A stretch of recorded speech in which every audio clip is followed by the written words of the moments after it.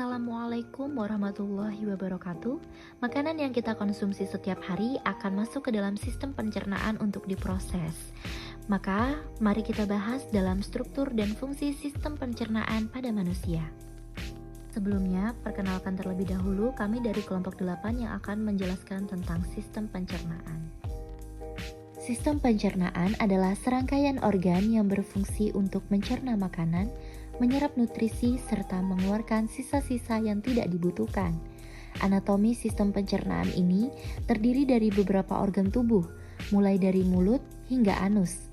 Setiap organ pencernaan tersebut akan bekerja dengan menghaluskan, menyerap nutrisi, serta membuang limbah dari sisa proses pengolahan makanan.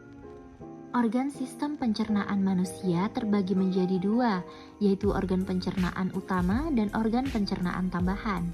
Organ pencernaan utama terbagi atas mulut, kerongkongan, lambung, usus halus, usus besar, dan anus. Sedangkan organ pencernaan tambahan terbagi atas kelenjar pencernaan yang menghasilkan enzim yang terbagi menjadi dua, yaitu pada hati dan pankreas. Organ pencernaan utama. Pada organ pencernaan utama terdapat rongga mulut. Rongga mulut terdiri atas dua proses pencernaan makanan, yakni pencernaan mekanis dan pencernaan kimiawi. Pada pencernaan mekanis, organ yang bekerja adalah gigi dan lidah. Gigi mencerna makanan secara mekanis dengan cara dikunyah sampai halus agar mudah ditelan. Sedangkan lidah menelan, mendorong, dan mengatur letak makanan serta sebagai indera perasa yang dibantu oleh kelenjar ludah atau saliva. Sedangkan pencernaan kimiawi, organ yang bekerja adalah kelenjar ludah yang mengandung enzim petialin.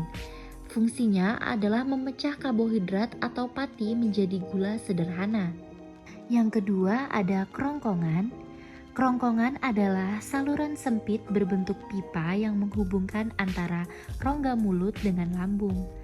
Kontraksi otot polos pada dinding kerongkongan mengakibatkan gerak peristaltik. Perlu diketahui bahwa gerak peristaltik adalah gerakan meremas-remas makanan untuk didorong masuk ke dalam lambung. Pencernaan lambung. Pencernaan lambung dibagi menjadi dua, yaitu pencernaan mekanis dan pencernaan kimiawi. Pencernaan mekanis berlangsung dengan kontraksi otot lambung yang mengaduk makanan dengan gerakan peristaltik. Pencernaan kimiawi berlangsung ketika makanan yang diaduk bercampur dengan getah lambung. Perlu diketahui, getah lambung mengandung asam klorida, enzim renin, dan enzim pepsin. Keempat ada usus halus. Usus halus adalah saluran terpanjang pada sistem pencernaan dengan panjang sekitar 6-8 meter. Makanan diproses secara kimiawi.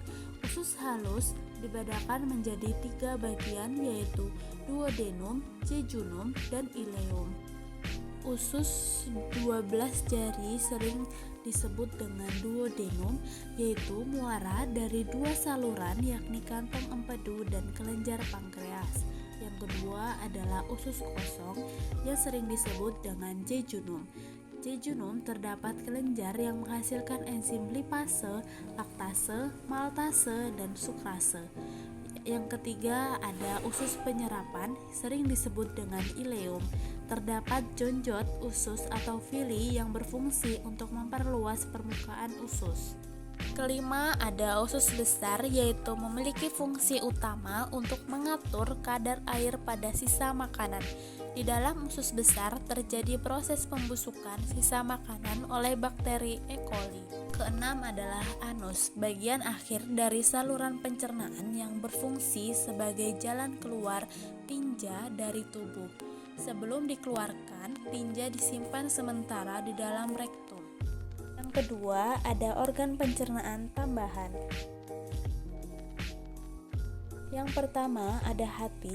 Hati adalah kelenjar terbesar dalam tubuh yang menghasilkan getah empedu. Getah empedu mengandung garam empedu, bilirubin, dan elektrolit. Yang kedua ada pankreas. Pankreas merupakan salah satu organ dalam sistem pencernaan manusia yang memiliki fungsi utama untuk memproduksi hormon dan enzim yang menghancurkan makanan dalam perut. Enzim yang terjadi di pankreas adalah yang pertama adalah enzim amilase untuk merombak amilum menjadi maltosa dan glukosa. Yang kedua, enzim tripsin untuk merombak protein menjadi asam amino. Yang ketiga, enzim lipase untuk merombak lemak menjadi asam lemak dan gliserol. Nah, teman-teman, itulah tadi struktur dan fungsi sistem pencernaan pada manusia. Terima kasih sudah menonton. Wassalamualaikum warahmatullahi wabarakatuh.